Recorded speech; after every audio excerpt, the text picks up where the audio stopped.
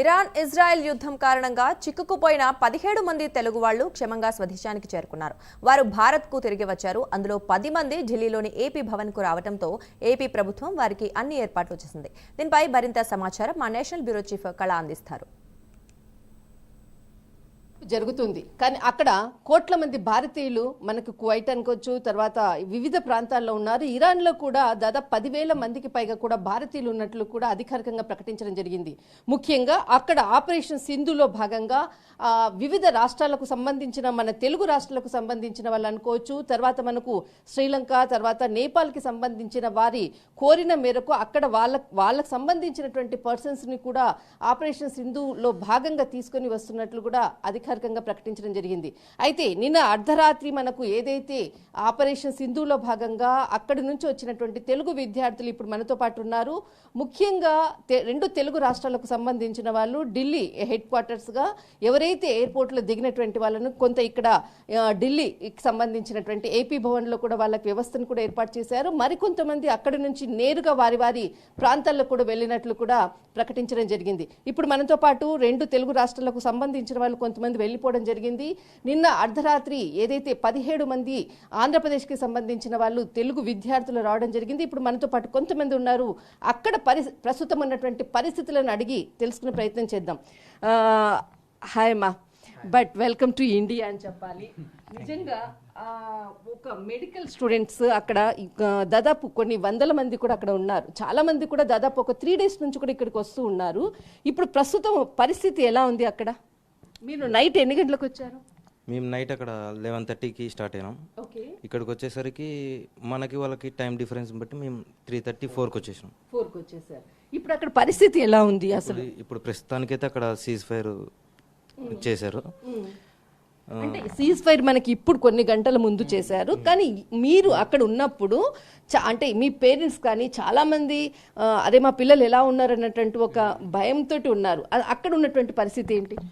మమ్మల్ని అయితే మేమున్న చోటు కెర్మాన్, మేము ఉన్న చోటు అయితే లీస్ట్ డేంజర్ జోన్. అంటే మీరు కెర్మాన్ నుంచి వచ్చారు? Least danger zone.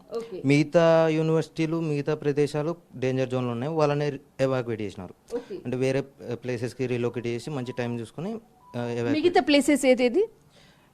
Azad university అని, లేదు మసాద్ అని, కర్మాన్, టెహ్రాన్, ఇలా కొన్ని స్టేట్స్లో ఉన్న త్వరగా ఎవాక్యుయేట్ చేయించారు. మాది కొంచెం లీస్ట్ డేంజర్ జోన్ కాబట్టి మమ్మల్ని కొంచెం లేట్ అయింది. ఓకే, అయితే అక్కడ ఏదైతే మీరు ప్లేస్ ఉందో లీస్ట్ డేంజర్ జోన్ కాబట్టి మిమ్మల్ని కొంత డిలే చేశారు, మిగతా వాళ్ళని అలాట్ చేశారన్న.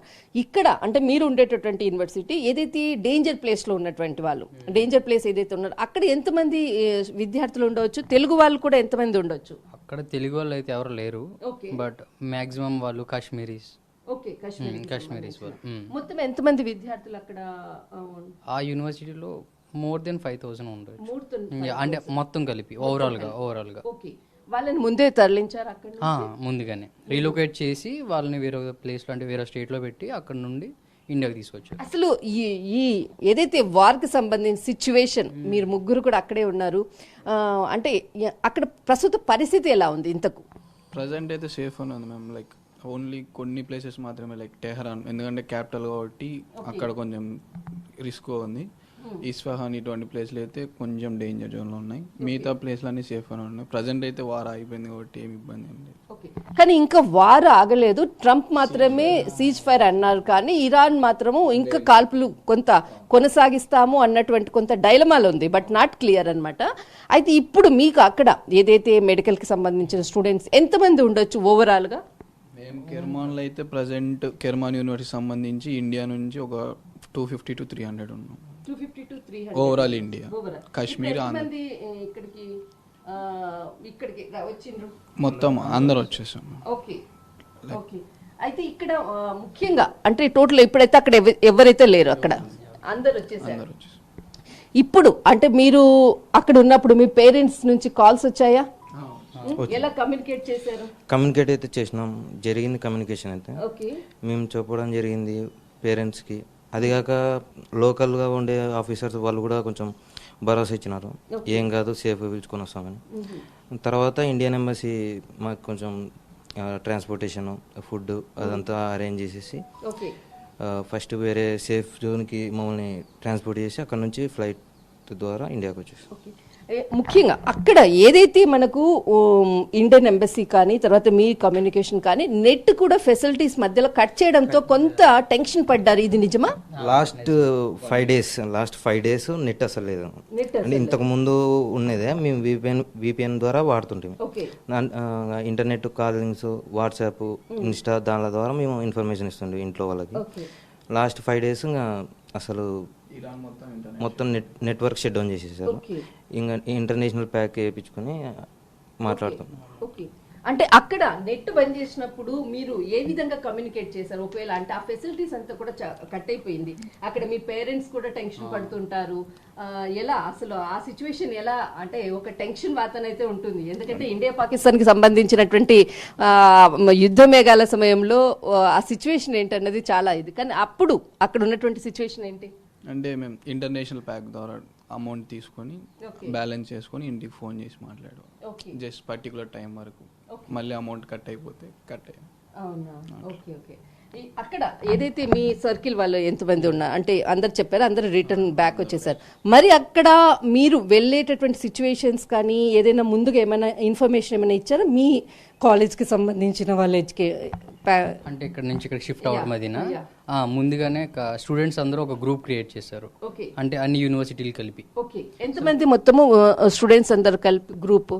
అంటే చాలా గ్రూప్లోనే అక్కడ ఒక కాలేజ్ నుంచి ఒక 2 రిప్రజెంటేటివ్స్ని వాళ్ళు అట్లా కాలేజీకి 2 రిప్రజెంటేటివ్స్ లెక్క వాళ్ళందరూ ఒక గ్రూప్ క్రియేట్ చేసుకుని ఆ గ్రూప్లో మాకు ఇన్ఫర్మేషన్ ఇచ్చేటు. ఈ రోజు ఈ యూనివర్సిటీ రీలోకేట్ చేస్తున్నారు, ఈ రోజు ఈ యూనివర్సిటీ ఎవాక్యువేట్ అవుతుంది, ఈ యూనివర్సిటీ రేపు అని ఇట్లా మాకు టైమింగ్స్ తెలిసేది. Okay okay okay. ముఖ్యంగా ఏదైతే మళ్ళీ ఇప్పుడు మీరు బ్యాక్ వెళ్ళేది కాలేజ్ స్టడీస్ ఏదైనా ఇలాంటి ఇన్ఫర్మేషన్ ఏమైనా ముందుగా ఏమైనా ఇన్ఫర్మేషన్ ఏమైనా ఇచ్చారా? ఇప్పుడు ఏమైనా September first week second week semester final exams ఇప్పుడు జరుగుతూ ఉన్నాయి. అంతలో ఇది జరిగింది. Next month I think July 18th నుంచి మాకు హాలిడేస్, 9th నుంచి హాలిడేస్, సెమిస్టర్ హాలిడేస్ 2 months. కాబట్టి వాళ్ళు మేము సెమిస్టర్ ఎగ్జామ్స్ తర్వాత హాలిడేస్ అయిపోయిన తర్వాత పెట్టుకుంటాం, మీరు వెళ్ళండి అని వాళ్ళు పంపించేసినారు. ఈ సిచ్యువేషన్ సీరియస్ ఉంది. ఇప్పుడు ఎగ్జామ్స్ క్యాన్సిల్ చేసేసుకొని మరి బ్యాక్ ఒకవేళ వచ్చిన తర్వాత సిచ్యువేషన్ అంతా బాగుంటే మాకు 2 weeks ముందే ఇన్ఫర్మేషన్ ఇచ్చి దాని ప్రకారం ఎగ్జామ్స్ కండక్ట్ చేస్తామని. ఓకే బ్యాక్ టు సెప్టెంబర్ ఆ విధంగా మీకు ముందుగా ఇంటిమేషన్ సెప్టెంబర్ ఎండ్ గానీ మిడిల్. అంటే ఈ మధ్య కాలంలో ఏమైనా మీకు స్టడీస్ కి ఏదైనా ఆన్లైన్ సిస్టమ్స్ అలాంటిది ఏదైనా ఉందా? ఏం జరగదు, యూనివర్సిటీ క్యాన్సిల్. ఓకే టోటల్ అందరూ బ్యాక్ అయితే వచ్చేసారు అన్నమాట. అందరూ వచ్చేసి. ఓకే ఇప్పుడు ఓవరాల్ గా స్టూడెంట్స్ కి అక్కడ ఉండేటటువంటి వాళ్ళు కూడా ఇంకా చాలా మంది స్టూడెంట్స్ అంటే ఇప్పుడు చాలా మంది బ్యాక్ వస్తున్నారు, కానీ నార్మల్ గా పనిచేసేటటువంటి వాళ్ళు కూడా చాలా మంది జాబ్ చేసే వాళ్ళు ఇంకా వివిధ దాంట్లో అక్కడ ఉండేటటువంటి సిచ్యువేషన్స్ మీకు బాగా చూశారు. ఇక్కడ ఉండేటటువంటి ఇండియన్స్ కి మీరు ఏదైనా మెసేజ్ ఇవ్వాలా? మెసేజ్ ఏదైనా ఇస్తారా? అంటే మెసేజ్ మీన్స్ సంథింగ్ ఈజ్ అక్కడ సిచ్యువేషన్ కి కానీ ఇక్కడ ఉండేటటువంటి పేరెంట్స్ కానీ ఏదైనా చెప్పాలంటే ఇప్పుడు ఇక్కడ పేరెంట్స్ వాళ్ళ పిల్లలు అక్కడ చేస్తూ ఉంటే ఉద్యోగం వాళ్ళకైతే ఏం ఇబ్బంది లేదు. అక్కడ గవర్నమెంట్ వాళ్ళని సేఫ్ ప్లేస్కి తీసుకువెళ్ళి పెడుతుంది, అంటే ఫుడ్లో కానీ సేఫ్టీ కానీ మొత్తం మెజర్స్ మొత్తం వాళ్ళే గవర్నమెంట్ వాళ్ళు తీసుకుంటాం. ప్లస్ ఇండియన్ ఎంబసీ కూడా అలానే వర్క్ చేస్తుంది కాబట్టి కొంచెం ఏం భయపడాల్సిన అవసరం. అక్కడ బంకర్స్ అలాంటివి ఏమైనా ఉన్నాయా మీకు? మమ్మల్ని అయితే ఎందుకంటే మేమున్న లొకేషన్ మాకు అంత డేంజర్ కాదు కాబట్టి మమ్మల్ని అయితే జస్ట్ మా డార్మెటరీస్లోనే పెట్టారు, బంకర్స్కి అయితే ఏం తీసుకెళ్ళారు. ఓకే అలా బంకర్స్ లోకి వెళ్ళినటువంటి వాళ్ళు ఎవరైనా ఉన్నారా మీకు తెలిసినటువంటి వాళ్ళు? మమ్మల్ని వేరే లొకేషన్ రీలొకేట్ చేసి అక్కడ నుంచి ఇండియాకి పంపించారు. మేము లాస్ట్ బ్యాచ్ డైరెక్ట్ ఎవాక్యుయేట్ అయినది. మిగతా ముందు వచ్చిన బ్యాచ్లన్నీ ఫస్ట్ రీలొకేట్ చేసినారు, అక్కడే రీలొకేట్ చేసి సేఫ్టీ ప్లేసెస్కి కరెక్ట్ టైం చూసుకొని ఎవాక్యుయేట్ చేయించినారు వాళ్ళు. ఏదైతే అక్కడి నుంచి వచ్చినటువంటి తెలుగు విద్యార్థులు అక్కడ ఫెసిలిటీస్ మాత్రము అంత గవర్నమెంట్ ఇండియన్ ఎంబసీ కానీ ఎప్పటికప్పుడు మాకు హెల్ప్ చేయడంతో ఇక్కడి వరకు వచ్చాము. మరి తిరిగి మేము బ్యాక్ వెళ్ళేటటువంటి సిచ్యువేషన్ కూడా ఉంది.